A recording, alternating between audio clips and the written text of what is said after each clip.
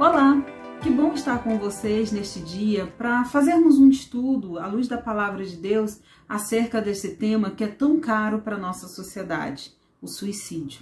Nós sabemos que o mês de setembro ganhou uma cor especial, Setembro Amarelo, e isso em prol da valorização da vida. É um alerta para nós nos atentarmos à importância da saúde mental. E também é uma forma de mobilizar as instituições para ações que possam prevenir este ato. Por que isso é importante? Nós vamos ver um panorama em relação a isso. A Organização Mundial de Saúde apresenta dados onde indica que a cada 40 segundos uma pessoa comete suicídio no mundo. O Brasil é o 8º no ranking mundial. O suicídio é a segunda maior causa de mortes no nosso país. Isso é um dado que nos alerta para a importância desse tema, para a importância de nós pensarmos sobre eles, né? A cada ano, mais de 800 mil pessoas cometem suicídio e um número muito maior tenta o suicídio. Existe uma subnotificação em relação a isso, existe também uma má classificação. Por isso que dizem que a incidência é muito maior do que se apresentam. Então, isso também já nos alerta para a importância deste assunto. E é interessante nós pensarmos que cada suicídio ele é uma tragédia para a família, é uma tragédia na vida de comunidades, na vida de um país inteiro. Pesquisas indicam que cada pessoa que comete esse ato afeta diretamente pelo menos outras 6 pessoas. Então a gente vê que é um assunto que precisa entrar em todos os setores sociais para que nós possamos pensar ações que possam minimizar esta situação. O suicídio ele é uma questão complexa e por isso os esforços de prevenção eles necessitam de uma coordenação, de uma colaboração entre os múltiplos setores da sociedade. E os esforços devem ser abrangentes. Uma abordagem apenas não será o suficiente para impactar de forma eficiente esse tema tão complexo. É importante que todos os setores estejam integrados nesse processo. É interessante pensar também um outro dado: 90% dos suicídios poderiam ser evitados com uma ajuda adequada. Por isso, sensibilizar a comunidade, quebrar o tabu, são ações importantes para que nós possamos alcançar progressos na tentativa de prevenir este ato. No entanto, nós vamos perceber que existe ainda alguns tabus acerca desse tema, mas nós precisamos colocar em pauta na sociedade o quanto é importante discutir esse assunto para evitar que vidas se percam. Diante dessa realidade, a igreja ela não pode se omitir, ela precisa também estar aberta a discutir esse assunto. E eu fico feliz que neste dia a igreja esteja de portas abertas para nos receber, para discutirmos sobre esse assunto, que, como eu já falei, é tão caro para a sociedade. Muitas vezes nós pensamos que esses atos são praticados por pessoas que não conhecem a Jesus, que não têm uma vida cristã. Porém, um outro dado que é alarmante também é que em 2 meses, de dezembro de 2018 e janeiro de 2019, houve 14 líderes religiosos praticando este ato. Isso é um dado alarmante para os nossos dias de hoje. Quando nós pensamos no que leva uma pessoa a praticar este ato, nós vamos encontrar na literatura uma ligação entre a pessoa que tenta o suicídio com o diagnóstico de um transtorno mental, geralmente a depressão. Esse transtorno, e muitas vezes ele não é tratado de forma adequada, porque nem sempre a pessoa sabe que precisa desse tratamento. Aproximadamente 60% das pessoas que morrem por suicídio não buscam ajuda. Isso devido aos tabus, devido à falta de conhecimento.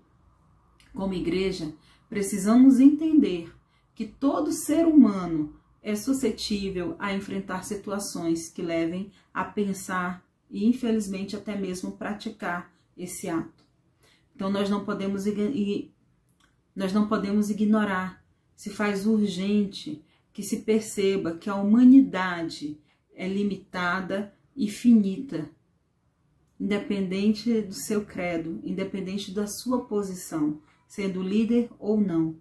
Nós precisamos pensar que essas pessoas todas precisam melhorar a qualidade de vida para que possam viver com alegria na presença do Senhor.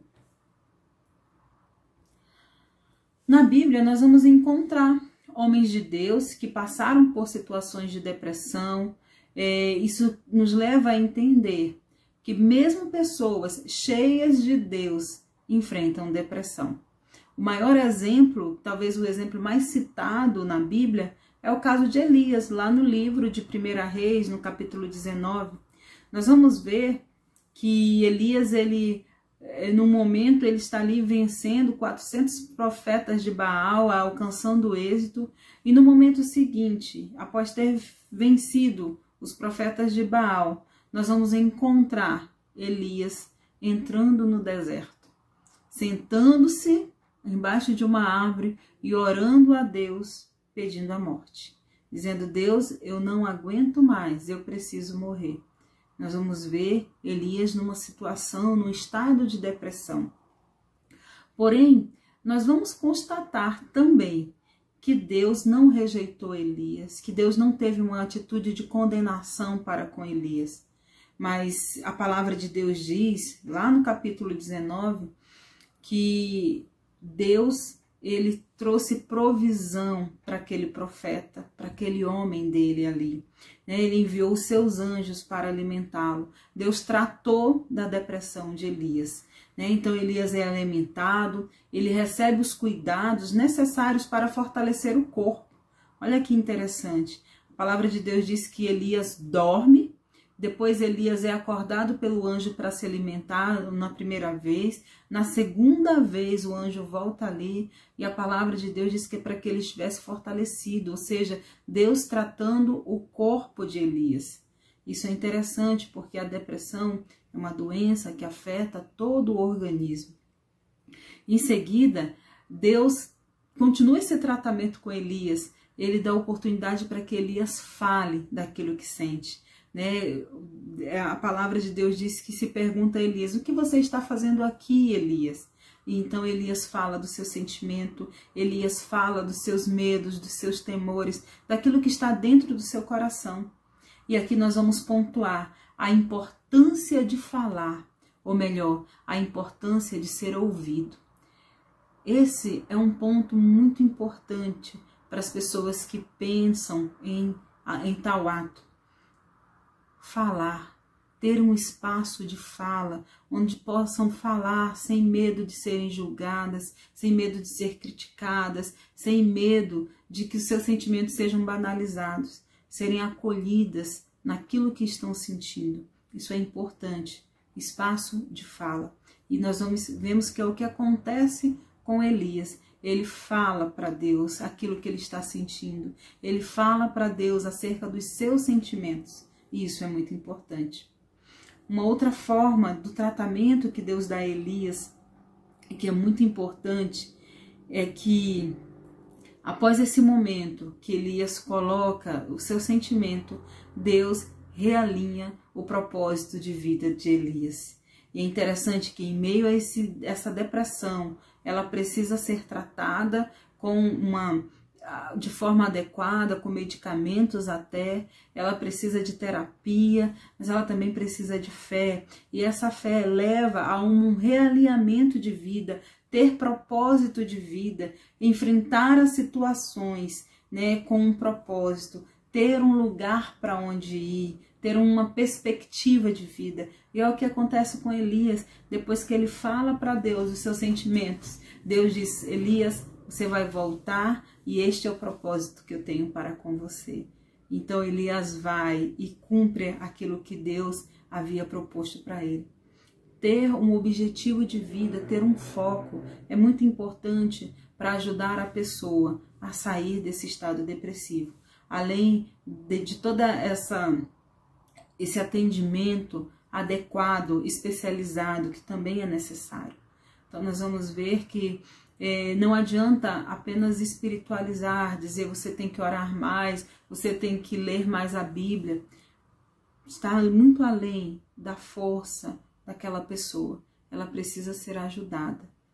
Então nós, como igreja, nós precisamos olhar para este quadro com cuidado, buscando direção de Deus, buscando orar sim, buscando ler a Bíblia sim, para alimentar a pessoa espiritualmente, mas nós precisamos buscar uma ajuda adequada.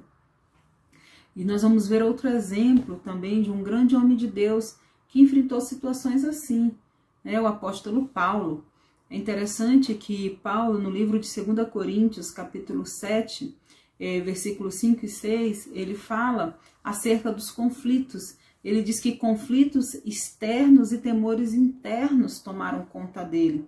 Porém, ao mesmo tempo, Paulo diz como ele foi tratado. Ele diz, Deus, porém, consolou-me com a chegada de Tito. Quando nós olhamos essa palavra de Paulo, nesse texto citado, nós percebemos que o Senhor usou a chegada de Tito para consolar Paulo. Quando ele passava por esses conflitos internos e externos, ele trouxe Tito para consolá-lo. Então, muitas vezes, diante de um estado depressivo, nós não precisamos de livros, não precisamos de um método para sair disso. Para nos ajudar em momentos difíceis, nós precisamos de um amigo, de uma pessoa de confiança que vá nos entender, Nós precisamos de alguém que possa ter empatia com aquilo que nós estamos sentindo. E é o que Paulo nos mostra quando menciona a chegada de Tito. Bem como um pedido que Paulo faz lá no livro de 2 Timóteo 4,11, ele faz uma relação do que ele quer. Olha, Timóteo, traga a carta, em carta ele diz, traga meus livros, traga os pergaminhos, a capa, mas traga Marcos, porque ele me é útil. Então, a palavra de Deus nos mostra, mais uma vez, que nós somos seres de relacionamentos e precisamos de pessoas ao nosso lado para nos ajudar, para nos consolar, para serem a boca de Deus a falar conosco. Então, nessa passagem de 2 Timóteo e 2 Coríntios, nós podemos ver Deus mostrando um caminho para tratar também essa situação de depressão. Então, a gente vai ver que a chegada de Tito consolou Paulo. Nós vamos ver também que a chegada de Marcos ali estava acima dos livros e da capa. Ele teria muito mais utilidade. Precisamos ter relacionamentos que nos ajudem a enfrentar essas situações. Porque todos nós somos susceptíveis a um quadro depressivo. Depressão, ela não se restringe a um quadro de pecados ou a um quadro de possessão, como muitos colocam por aí. Nós não podemos subestimar. Depressão é doença e se trata com profissionais especializados, com terapia e com fé também. Mas nós não podemos minimizar esse quadro apenas espiritualizando. Ore mais, leia mais a Bíblia, porque nisso a gente acaba piorando a situação.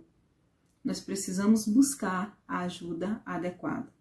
O apoio profissional ele pode ser muito importante para superar uma fase difícil ou para receber o diagnóstico correto para o tratamento efetivo. Por mais complicada que seja a situação, há sempre uma saída. E nós, como igreja, precisamos estar atentos a isso. Precisamos abrir espaço para que possamos falar sobre isso, para que as pessoas possam se sentir acolhidas e não condenadas. A palavra de Deus nos manda amar a Deus em primeiro lugar e amar uns aos outros como a nós mesmos.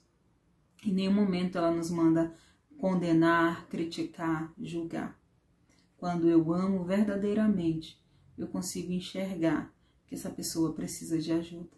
Como igreja, nós precisamos ser a boca de Deus, os braços de Deus, para abraçar e acolher as pessoas que estão passando situações difíceis e que elas possam ver, elas possam compreender que em Cristo há esperança.